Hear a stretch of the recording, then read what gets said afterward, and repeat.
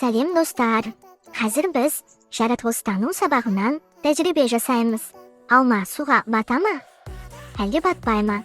Суны анықтайтын боламыз. Бізге керегі су, ыдыс және алма. Ең алдымен ыдысымызға суымызды құйып, алмамызды саламыз. Алма суға батпады, себебі алма салмағының 1/4 бөлігі ауадан құралады. Сондықтан алма батпады. Назарларыңызға рахмет. Сәлеметсіз бе оқушылар? Бүгін біз тәжірибе жасаймыз. Ол үшін бізге су мен алма керек. Тәжірибені істеп көрейік. Соның ішінде алма батпайды. Себебі алманың 25%-і ауадан тұрады. Су ауыр, алма жеп-жеңіл. Соның ішінде алма қалқып жүреді. Бүгін біз жаратылыстану сабағынан тәжірибе жасаймыз. Бізге керек заттар алма мен су. Ендеше алманы суға салып көрейік. Алма батпайды екен. Алманың 25%-і ауада тұрады. Алма батпайды. Қалқып тұрады. Жаратылыстану сабағынан тәжірибе жасаймыз. Бізге керегі алма мен су. Алма батпайды. 25%-і ауада тұрады. Алма батпайды. Біз соның соғынан тәжірибе жасаймыз. Бізге керегі алма мен су. Алма суға саламыз. Ол батпайды. Алма ішінде ауа бар. Ауа жеңіл.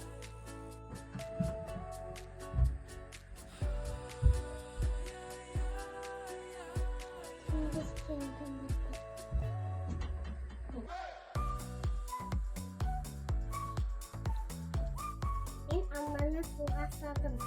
Ол батпайды. Өйткені оның 25%-і ауада тұрады. Сондықтан ол қалқып тұрады. Сәлем достар, менің атым Алхан Ербота.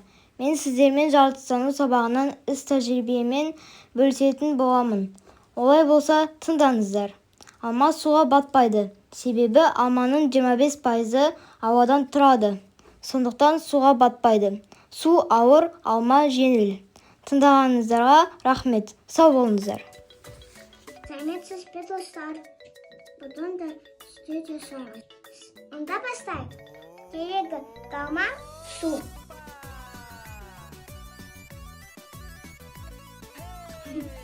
Алма суда батпайды.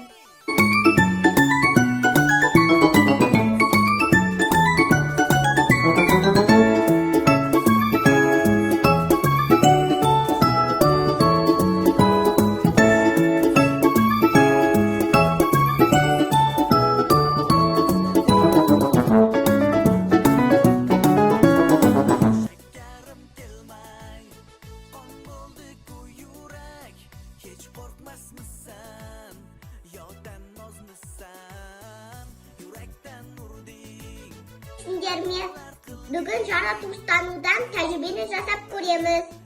Бізге керегі су мен алма. Суға батпайды екен ме? Батады екен ме? Көреміз. Тексеріп көреміз. Батпайды екен. Себебі алма 25%-ға ауадан тұрады. Біз бүгін тәжірибені жасаймыз. Оған керегі алма мен су. Алманы суға батырамыз. Алма батпады. Оның 25%-і ауада тұрады.